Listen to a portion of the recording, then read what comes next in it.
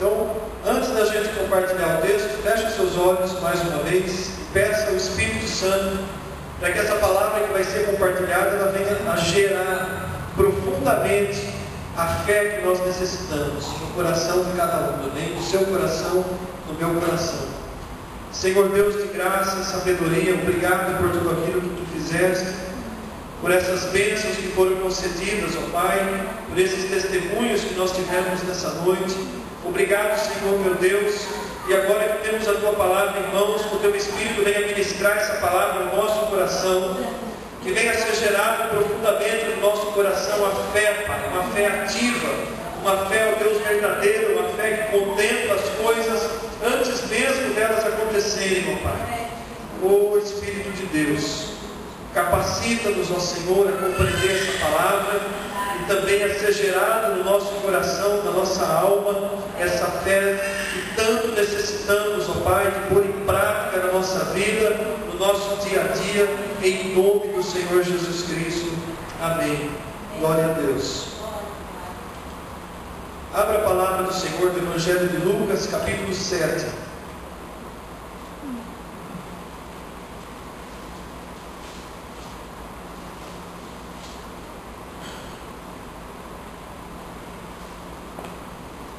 Hoje aconteceu alguns fatos assim curiosos pela manhã. Já fazia algumas semanas que não dava certo, o pastor Washington estava vindo orar comigo, e a gente tem um momento de compartilhar, porque toda quarta-feira a convenção da quadrangular tem chamado ele para reuniões. Mas hoje deu certo, né? E a gente teve conversando, a gente foi tomar um café ali na Mariara, até encontrando o Diácono Guedes, ele nos encontrou lá, né? E aí conversando, o pastor orou pelo Guedes, pela questão do trabalho. E ele falou, não foi coincidência você ter vindo aqui. E é uma verdade, não há coincidência na vida do crente. É Deus que envolve, né? Como a Adna deu testemunho também.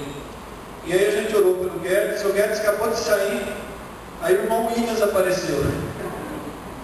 Ele veio até aqui para conversar comigo, viu que o carro estava na frente, eu não estava aqui, ligou no celular, que nós estamos acabando de tomar um café aqui, ele foi lá também. E aí Deus falou também com ele. A gente estava conversando sobre a palavra de Deus, e aí nós viemos para cá e oramos os três juntos, e Deus confirmando palavras. E eu fiquei assim, maravilhado, né, com a bondade de Deus. Deus sabe que é preciso orar um pelo outro. E eu compartilhei naquele momento, oramos uns pelos outros, né, e depois eu fiquei assim com meu coração muito feliz, né, em relação à bondade de Deus. Né? Deus sabe o que a gente necessita e Ele nos socorre no momento certo, no momento exato. E depois eu estava lendo mais tarde, eu estava lendo o jornal em casa, aí eu estava vendo, eu vi o nome do Paulo no jornal, né? Nem sei se você viu no Todo Dia, mas o Rio Branco estava cogitando o seu nome. Ah, que bênção, vai vir agora fechar o meu Rio Branco, no tudo da cidade, né? Eu falei, Deus, eu recebo por ele em nome de Jesus. Uma proposta que seja melhor, né? Tem que ser melhor, em nome de Jesus. Então são bênçãos, se a gente vê assim, Deus não desampara, Deus vai preparando, né, os caminhos. Né? E nós vamos falar sobre fé na noite de hoje. A palavra de Deus em Hebreus diz que sem fé é impossível agradar a Deus. E esse texto de Lucas, capítulo 7, ele fala da fé do centurião, uma fé que chegou a impressionar Jesus. Então vamos estar lendo aí Lucas, capítulo 7, do versículo 1 ao versículo 10. Tendo Jesus concluído todas as suas palavras dirigidas ao povo, entrou em Cafarnaum. E o servo de um centurião, a quem este muito estimava, estava doente, quase à morte. Tendo ouvido falar a respeito de Jesus, enviou-lhe alguns anciãos dos judeus, pedindo-lhe que viessem curar o seu servo. Estes, chegando-se a Jesus, com instância lhe suplicaram, dizendo: ele é digno de que lhe faças isso, porque ele é amigo do nosso povo, e ele mesmo nos edificou a sinagoga. Então Jesus foi com eles, e já perto da casa, o centurião enviou-lhe amigos para lhe dizer: Senhor, não te incomodes, porque eu não sou digno de que entres em minha casa. Por isso eu mesmo não me julguei digno de ir ter contigo. Porém, manda com uma palavra e o meu rapaz será curado. Porque também eu sou homem sujeito à autoridade e tenho soldados às minhas ordens. E eu digo a este: vai, e ele vai, e ao outro: vem, e ele vem, e ao meu servo: faz isto, e ele faz. Ouvindo estas palavras, admirou-se Jesus dele, e voltando-se para o povo que o acompanhava, disse: afirmo-vos que nem mesmo em Israel achei fé como esta. E voltando para a casa, os que foram enviados encontraram curado o servo. Amém? É um texto bastante conhecido para nós cristãos. Mas esse texto ele fala de uma fé que o próprio Jesus ficou admirado. E eu olho para esse texto e fico pensando: meu Deus, será que a minha fé se aproxima da fé desse centurião? Esse texto foi colocado aqui, amados, para que a gente tenha como espelho a vida desse homem, que nem cita o nome dele. Diz que ele era um centurião. Ele era, dentro do exército romano, um homem que tinha uma autoridade no mínimo sobre 100 soldados. E a Bíblia diz que ele exerceu tamanha fé que Jesus ficou admirado. Se ele fosse judeu convertido, se ele fosse um judeu que reconhecesse Jesus como Messias, até teria uma explicação. Mas não, ele era um homem do povo, ele era um gentil, ele tinha ouvido falar de Jesus, mas aquilo que ele já tinha ouvido a falar de Jesus foi suficiente para que ele cresce de tal maneira, a ponto de dizer assim: olha, não precisa nem vir na minha casa, manda uma ordem tua e o meu servo, o meu moço vai ser curado. Então a gente olha para a fé que esse homem exerceu e comparamos com a nossa fé, com a fé que nós temos exercido. Veja se há algum contraste, porque nós olhamos para a atitude desse homem, nós olhamos para a posição que ele toma, e nós nos comparamos com ele. Eu estava me comparando com esse homem hoje. Falei: Deus, será que eu tenho agido dessa maneira? Será que quando eu me vejo diante de uma situação, no caso dele era uma enfermidade, mas será que quando eu me vejo diante de uma situação, de uma circunstância na minha vida, que eu preciso de um socorro do Senhor, eu preciso de uma providência do Senhor, que o Senhor entre com a tua mão para me assistir em alguma necessidade? Será que eu consigo exercer uma fé semelhante à fé desse homem? Porque, amados, se eu conseguir exercer uma fé semelhante à fé desse homem, não há sombra de dúvidas que eu alcanço do Senhor o favor, o suprimento para a minha necessidade. Eu achei tremenda essa mensagem. Esse homem, ele envia alguém por ele.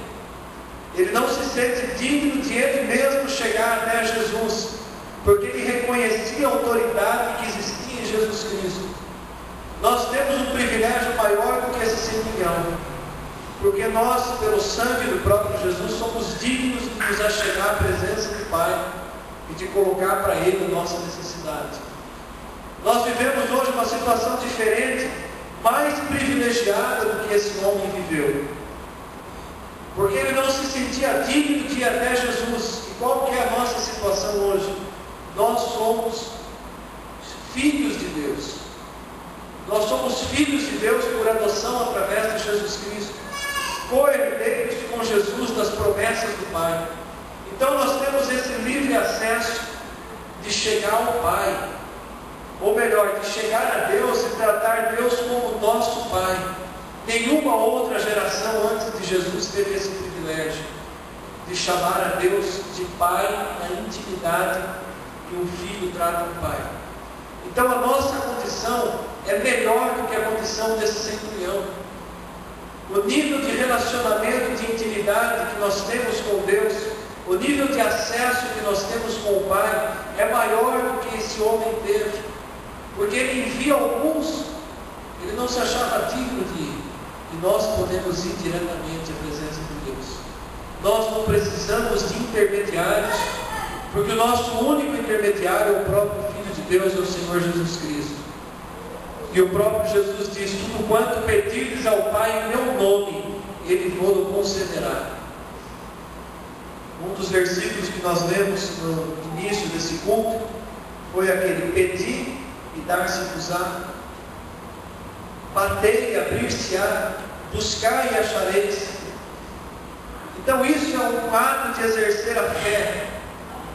E essa palavra de exercer fé, ela tem que ser renovada na nossa vida, porque a gente começa a viver as situações, o dia a dia, às vezes a gente entra em uma rotina, até mesmo de relacionamento com Deus, e a gente para de exercer a fé como ela deve ser exercida. Às vezes a gente fica pensando: se eu não tiver quem ore por mim, se eu não conseguir envolver pelo menos 4, 5 irmãos intercedendo por mim, eu não vou alcançar a minha bênção. É importante a intercessão, não tem dúvida nenhuma, que a intercessão é importante. Mas a principal oração, a oração mais importante do que alguém orar por mim, pela minha causa, é eu me colocar diante de Deus e clamar pela minha causa.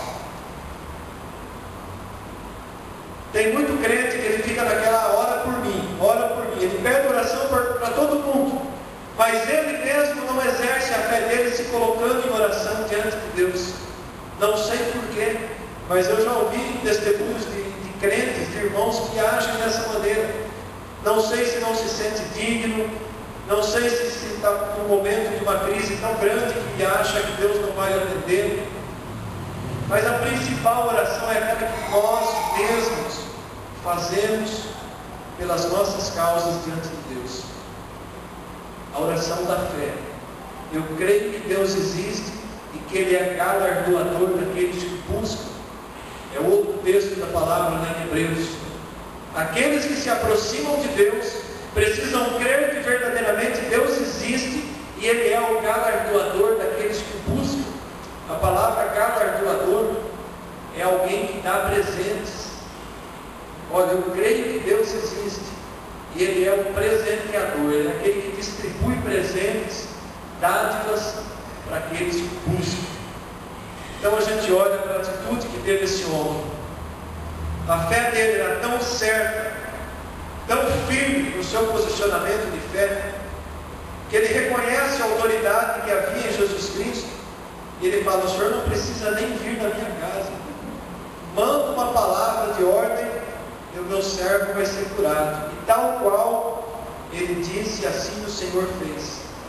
No caso dele, Jesus não foi até a casa dele, Jesus não entrou na casa dele, Jesus não impôs as mãos sobre aquele servo, Jesus simplesmente mandou uma palavra. Então a gente olha para a fé desse centurião, ela foi maior, por exemplo, da atitude de fé de Jairo, porque Jairo ele tinha necessidade que Jesus fosse até a casa dele e impusesse as mãos sobre a filha dele, para que ela fosse curada, para que ela restabelecesse, na verdade, a própria vida. Então o centurião ele foi além, ele foi além porque ele acreditava que simplesmente uma palavra, uma ordem de Deus era mais do que suficiente.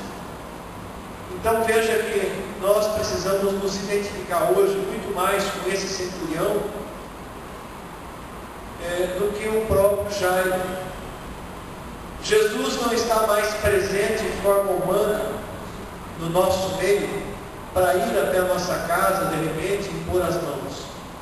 Ele pode enviar um servo, pode usar a irmã Cleide como um dom de cura, pode usar um outro irmão para uma intercessão, mas a própria palavra, a própria certeza de que a nossa oração vai ser atendida, ela é uma fé ativa que agrada o coração de Deus. Então nós podemos sim tomar o exemplo desse centurião colocar diante de Deus a nossa necessidade. Senhor, a minha situação é essa. Senhor, olha como eu estou. Olha a situação que eu estou vivendo. Senhor, é justo o que eu estou te pedindo. A minha necessidade não é uma necessidade egoísta.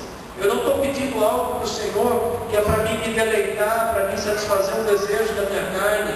Não, eu estou pedindo algo para o Senhor que eu preciso. Seja lá uma cura, uma restauração do lar, um emprego,